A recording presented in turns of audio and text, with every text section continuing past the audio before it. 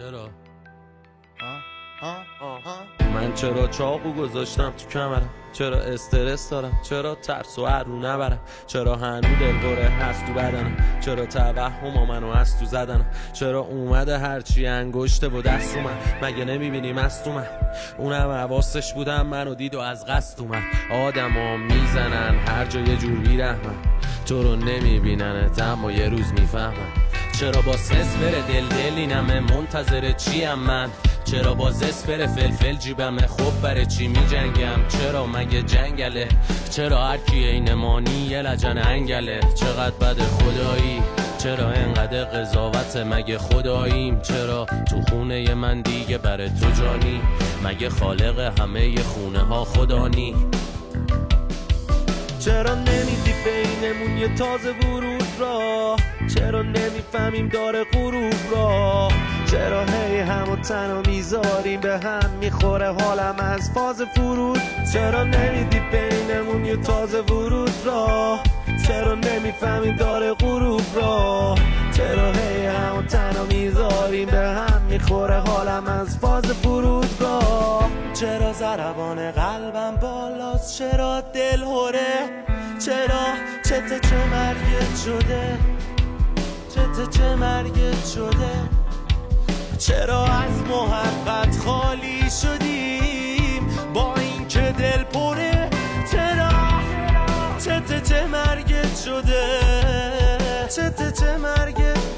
در خونه با میسم امید میبرم تو خونه تاریکه. چرا همه چیز من بود، اون همه چیز من بود، همه چیز من بود. چرا تا اینو فهمید یه و بد و ولو شد؟ چرا زد شیکوندش همه پلای پشتو؟ چرا یه ها چطور شد؟ چرا ندید جلو شد؟ چرا نمیدی بینمون یه تازه ورود را؟ چرا نمیفهمیم داره غروب را؟ چرا هی همو تنها میذاریم به هم میخوره حالم از فاز فرود؟ چرا نمیدی بینمون یه تازه ورود را؟ چرا نمیفهمیم داره غروب را؟ چرا هی همو تنها میذاریم به هم میخوره حالم از فاز فرودگاه؟ با قلب شیر سر به زیر جنگ دیو رفتم، محو این بردگی تو صحنه گیر کردم.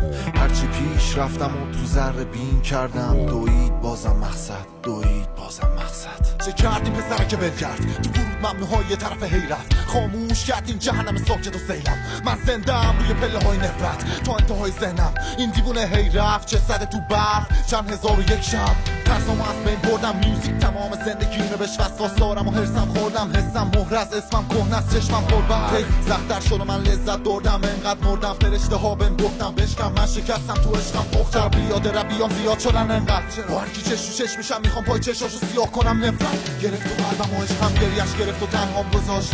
نمیدونم الان کجاست، نمیدونم الان کجام، نمیدونم فردا کجام. نمیدی بینمون یه تازه ورود را؟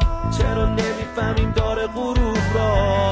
چرا هی همو تنها میذاریم به هم میخوره حالم از فاز فرود؟ چرا نمیدی بینمون یه تازه ورود را؟